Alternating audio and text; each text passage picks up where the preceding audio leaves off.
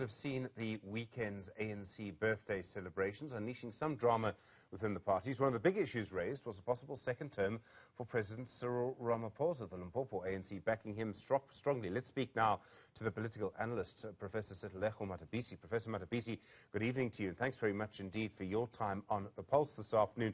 It's an ANC election year. We're on the 10th of January. We've already had promises to fight corruption. Well, we've heard those before. There was the blackout as the president was speaking on Friday night. The Limpopo ANC saying it wants Cyril Ramaphosa to have another term as leader of the ANC. It's going to be another dramatic year in the governing party, it seems. Hi, good evening, Stephen, and good evening to South Africans. Yes, we have been talking last year that it has become unusual for 2 days to pass without the ANC facing some sort of controversy.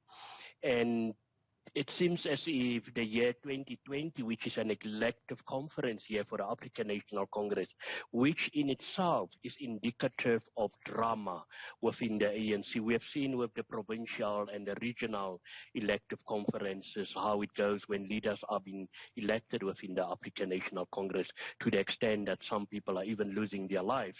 So one can definitely assume that it is going to be a bumper-to-bumper year for the African National Congress. But what happens within the African National Congress? When the ANC sneezes, South Africa catches the cold, because it is the governing party. So definitely it's going to be a very challenging year for President Cyril Ramaphosa and the African National Congress. It would seem there are probably two dominant issues. There's the leadership. Will someone challenge President Cyril Ramaphosa? If they do, what actually happens? That's the one issue. And the second is the issue that's been with us for some time around corruption. We've got the second and third installments of the Zondo Commission report to be published as well. How difficult is all of that going to be? I mean, these will all tie into each other. These dynamics will all sort of swirl together for some time. But this issue of corruption, the President promising again over the weekend the ANC will act against corruption. Do you think he'll be able to stick to that promise? It's going to be very difficult for the president. And one thing which I want to state from the outset is that we definitely have a president who was willing and who has made pronouncement about fighting corruptions, and we have seen a concerted effort in that regard. But the problem is we need to start to do the basics, and the basics, it's not tomorrow. We can't wait for somebody to try and heed the recommendations of the Zondo Commission. What needs to happen tomorrow, when whoever is accountable for taxpayers' money need to take South Africans into confidence and say, I'm not going to allow any, not even 1 rand to be not accounted for, no evidence for where that 1 rand have gone.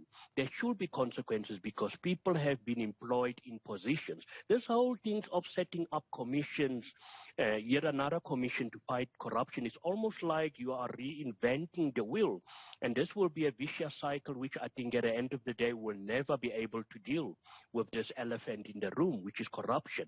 Corruption is setting back South Africa.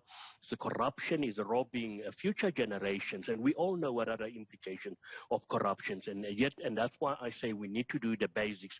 And for me, the basic thing to do is there should be consequences. It's unacceptable that we still have billions of unaccounted expenditure in South Africa, yet we continue to talk about the fight against corruption, yet we don't see any consequence management.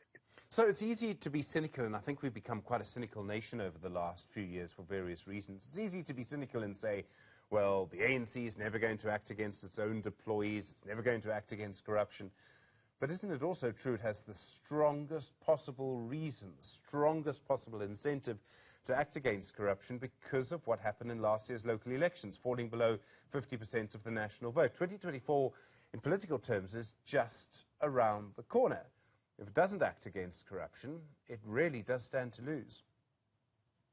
Yeah, well, but you should also understand, Stephen and the viewers, what we need to take into consideration. And I think many South Africans do understand now that you've got, and I mean, especially yesterday, yet another public spec directly linked to directed against the president. For me, a couple of days after the Zondo Commission has been released, I predicted that it will now put the president on trial, whether it's fair or unfair, from by individuals within the African National Congress, because they are fighting for their dear lives. South Africans, I mean, we are almost 2 years away, or a year away, from celebrating more than 30 years of democracy. So we've heard this narrative of the fight, so-called fight against corruption, but yet we haven't seen action being taken against certain individuals.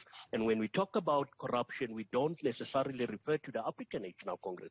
But fact of the matter is the ANC is the leading ruling party, and they need to not only be an example in South Africa, but across the African continent.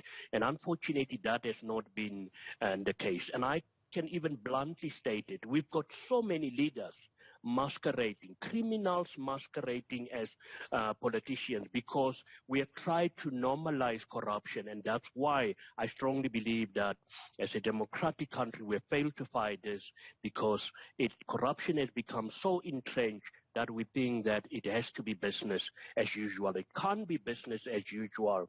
And we can never be afraid of leaders who think that they can get away with. There had to be consequences, irrespective of who is involved.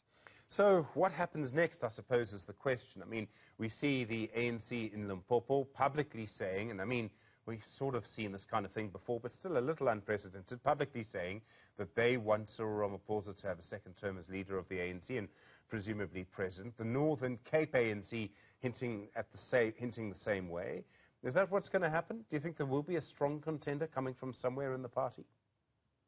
Yeah, well, we've seen Minister Lindiwe Sisulu. I don't know whether that was almost like whether she was lifting her hands with some of the public pronouncement that she has made. But definitely, I thought that it would have been an opportunity lost if those who are supporting President Cyril Ramaphosa, if they were not going to use the Limpopo ANC celebrations to try and launch the campaign for the president to have a second term. But there will definitely be a fight back from within the African National Congress. And I think what will have huge implications is definitely the court case of the suspended secretary, because remember, he has been working with the provinces, and the power of the ANC lies within the provinces. And if Limpopo already have given their backing, we know provinces such as Northern Cape and the Free State to a certain extent are supporting the president. So it will be very interesting to see whether other provinces will follow suit. But it's going to be a very difficult year for President Cyril Ramaphosa. But as I've indicated, he will be on trial not only by ordinary South Africans, but also on trial by his own party. Professor Sedlego Matabisi, I really appreciate the time as always. Thanks very much indeed.